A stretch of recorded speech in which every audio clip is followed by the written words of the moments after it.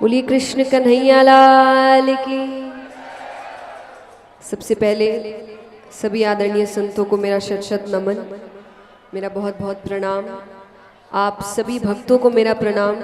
आप इतनी संख्या में यहाँ आए हैं और आदरणीय धीरेन्द्र शास्त्री जी को बहुत बहुत शुभकामनाएं, क्योंकि आप बहुत कठिन कार्य करने जा रहे हैं।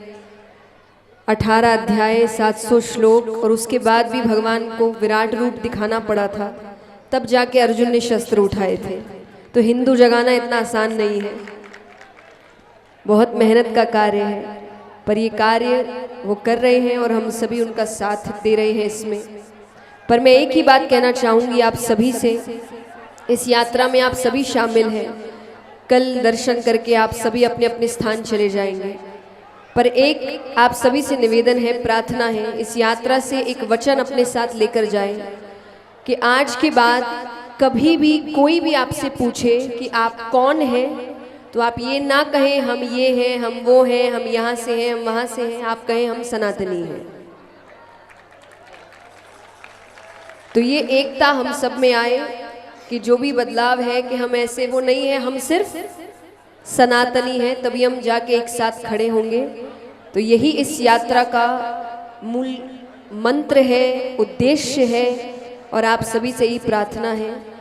और मैं अपनी बात यही कहकर विराम करना चाहूँगी कि आप सबका उत्साह देखकर और कल इस यात्रा को सफल देखकर पूरी दुनिया में एक ही संदेश जाएगा हम सभी सनातनियों की तरफ से,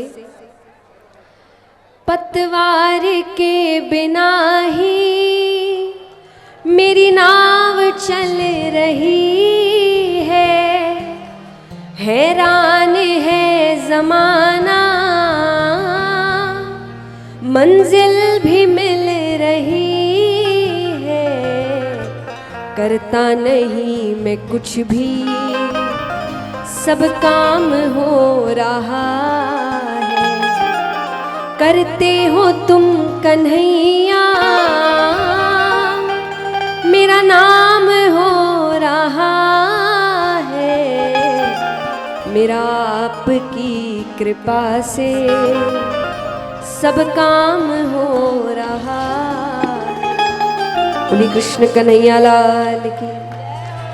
हमको अटल बिहारी वाजपेयी जी की वो रचना बहुत याद आती है, मेरा तन मन हिंदू, मेरा जीवन हिंदू, मेरा रंग रंग हिंदू, मेरा परिचय हिंदू है। हिंदुओं, एक बात आप कान खोलकर सुनो, आपने ये जो परिश्रम किया, आपने ये जो बहुत त्याग किया, कुछ लोग नौकरी छोड़कर आए, कल के जत्था में लगभग 12 सिपाही जो देश की सरहद पर सेना के रूप में सेवा करते हैं, वो नौकरी की छुट्टी लेकर के पदयात्रा में सम्मिलित होने आए। हमने उनसे पूछा कि आप जो कर रहे हैं वो हमारा ही काम कर रहे हैं, आपको छुट्टी की आवश्यकता नहीं है। तो उन्होंने कहा, गुरुजी वहां तो है, हमारी यहां जरूरत थी, इसलिए हम आए। हमारी आंखों में आंसू आ गए कि कितनी श्रद्धा है राष्ट्र के प्रति, राम के प्रति, सनातन के प्रति। हम एक बात कहना चाह रहे हैं, आपने ये जो श्रम उठाया, कोई 90 वर्ष की मैया को लेकर चल रहा, कोई कल हमको 4 बच्चे मिले हरिद्वार से कांवड़ लेकर आए, और कांवड़ 1-2 किलो की नहीं, 51 किलो की कांवड़ रखे। और विचित्र बात, 2 बच्चों ने प्रण ले रखा था कि जब तक मिलेंगे नहीं गुरुजी तब तक हम पानी नहीं पिएंगे। मुंह सूखा हुआ था, गिर रहे थे, कई बार वो बेहोश हुए। जब हमें प्रशासन के लोगों ने बताया, तय है तो खड़ो का यहाँ होगा, बैठ जा, नेता बनेगा, बड़े पागल हैं। फिर हमको प्रशासन के लोगों ने बताया ऐसी ऐसी बात है, हमको तो बहुत कष्ट हुआ।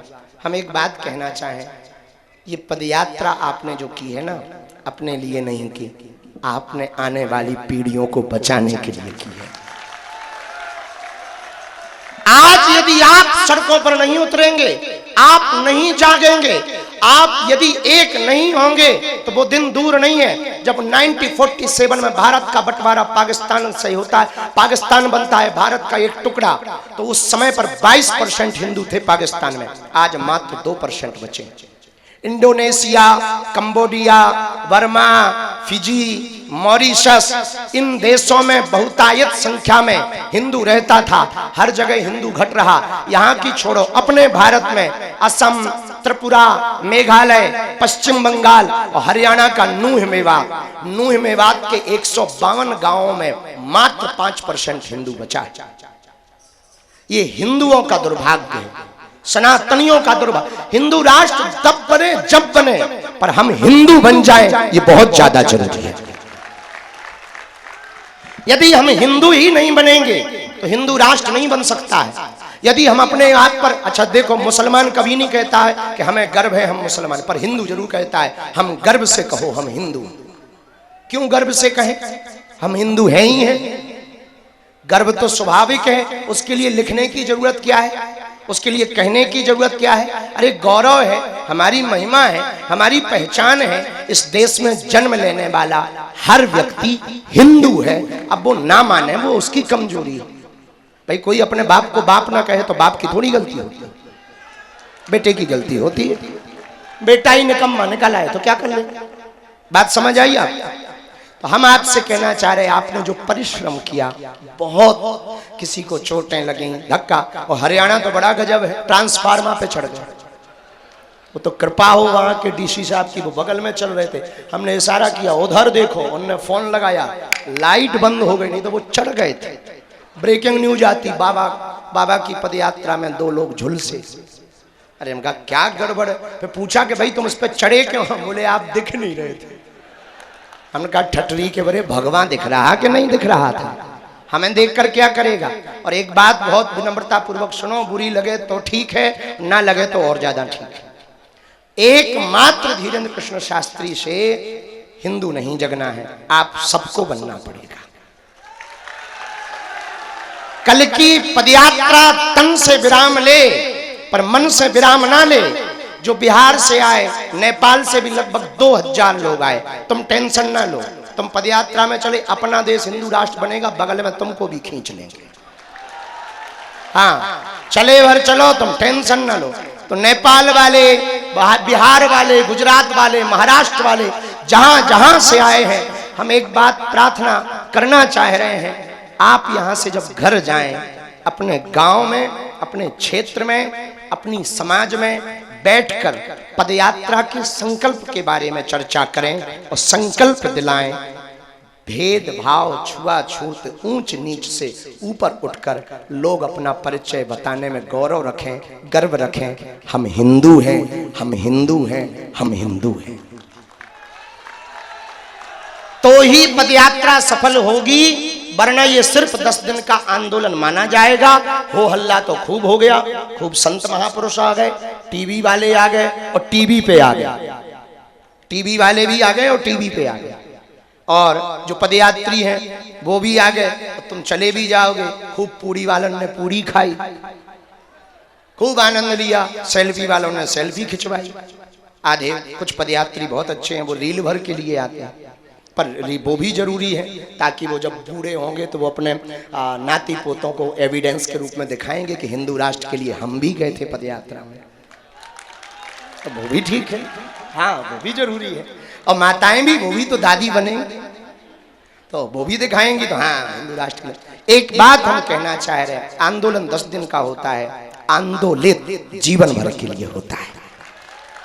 अब सनातनियों को आंदोलन की आवश्यकता नहीं है, सनातनियों को आंदोलित होने की आवश्यकता है। हिंदू एकता का मतलब हमें किसी को काटना या मारना नहीं है। हिंदू एकता का मतलब कि यदि छेड़ोगे तो छोड़ा तो नहीं जाएगा, ये बात तो पक्की है। हिंदू एकता का मतलब हम अपनी संस्कृति को बचाएं, अपनी परंपराओं को बचाएं। हिंदू एकता का मतलब संत और ग्रंथ के अनुसार जीवन को जिएं। हिंदू एकता का मतलब भारत को गजवाए हिंद नहीं, भगवाए हिंद होते हुए देखेंगे।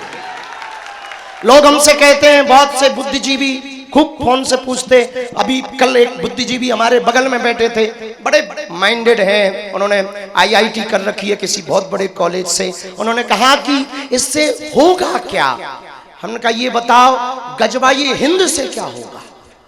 तो उनको बड़ा बुरा लगा, बोले नहीं नहीं हम तो दोनों के ही पक्ष में नहीं, हम तो थोड़ा अलग माइंड के आदमी हैं। हमने कहा तुम अपसेट माइंड के आदमी। तुम्हारी बुद्धि खराब है, तुमको ज्ञान का कीड़ा काट रखा है, सेकुलरिज्म का कीड़ा काट रखा है। बोले हाँ मैं वही कहना चाहता हूँ, मैं सेकुलर हूँ। हमने कहा ठटरी के बरे, ना तुम इधर हो ना तुम उधर हो, बीच के हो। बीच का कौन होता है समझ जाओ। उसको और बुरा लगा, भड़बड़ा गया। बोले आप हमें बनाना क्या चाह रहे हैं? हम कहे जय किन्नर भगवान। फिर तो वो इतना भड़क गया, इतना भड़का, पूरी पदयात्रा में कुछ नहीं बोला। हमने 2 बार चाय दी, चुपचाप पी ली उसने। हम कहे बेटे चाय पी और राय ले, और देश में रहना है, हमारे साथ चलना है तो चाय भी ले पर चर्चा गाय की कर। फिर वो जाने लगा तो फिर हमने उसको कहा, हमने कहा my dear you come here, ठटरी के बरे इधर आओ। बोले हाँ। उनका सुनो, हम इस देश में एकता क्यों चाहते? यही कीड़ा है ना तुम्हारे अंदर। उत्तर सुनो, कुछ लोग इस देश के तिरंगा में चांद देखना चाहते, हम चांद पर तिरंगा देखना चाहते, बस ये चाहते हैं। बोले इससे क्या होगा? हमकी एकता से यदि कास्टिज्म शून्य होगा, राष्ट्रवाद बढ़ेगा।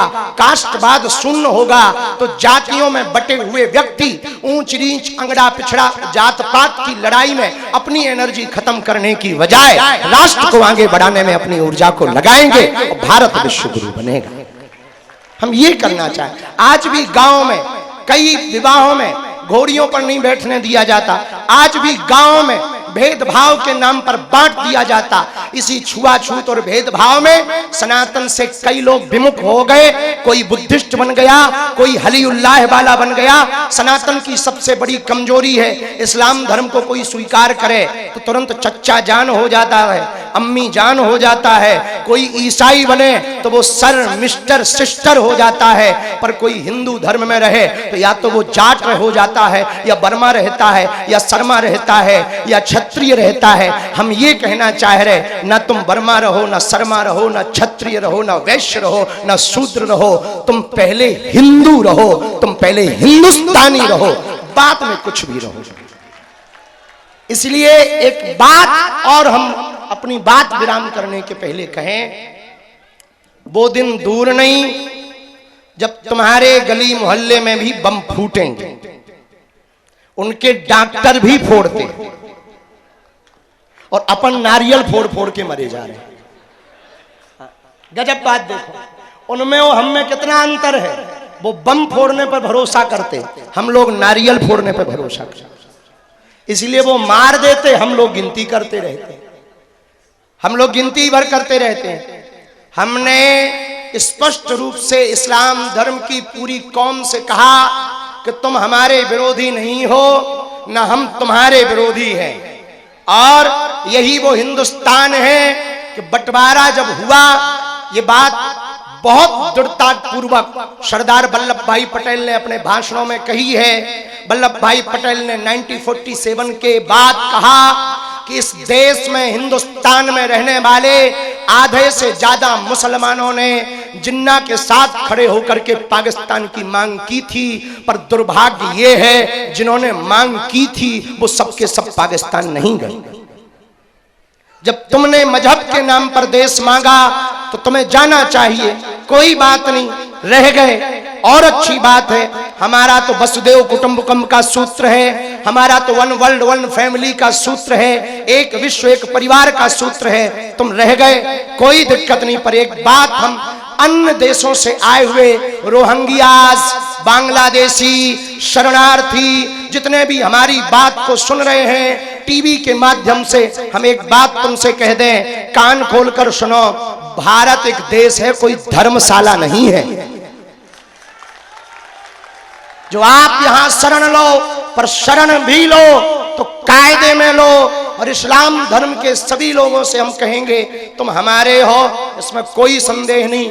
हम भी तुम्हारे हैं, इसमें भी संदेह नहीं। यदि हम विरोधी होते तो अब्दुल कलाम को सलूट ना करते, रहीम रस खान के दोहे ना गाते। हम रस खान के भी दोहे गाते हैं, अब्दुल कलाम को भी सलूट करते हैं। पर आप अपने युवान बच्चों को समझाओ कि वो डॉक्टर की पढ़ाई पढ़ करके भी आतंकवादी ना बने, अब्दुल कलाम बने।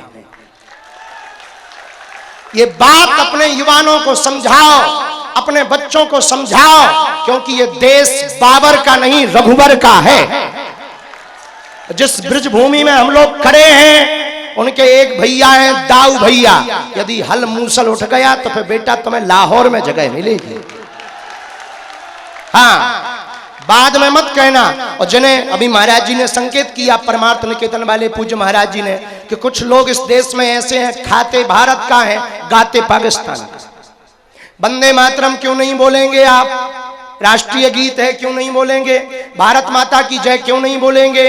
भारत मातृत्व प्रधान देश है, यहाँ गाय को भी माता कहा जाता, गंगा को भी माता कहा जाता, यमुना को भी माता कहा जाता, गायत्री को भी माता कहा जाता, और हमारे देश को भी भारत माता कहा जाता है।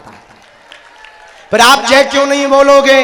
तो कुछ मजहबी कट्टरपंथी कहते हैं नहीं हम जय नहीं बोलेंगे, ठटरी के बरे। तो फिर तुम रहते कहाँ? लाहौर की टिकट कटवा लो, फ्लाइट ले लो बेटा।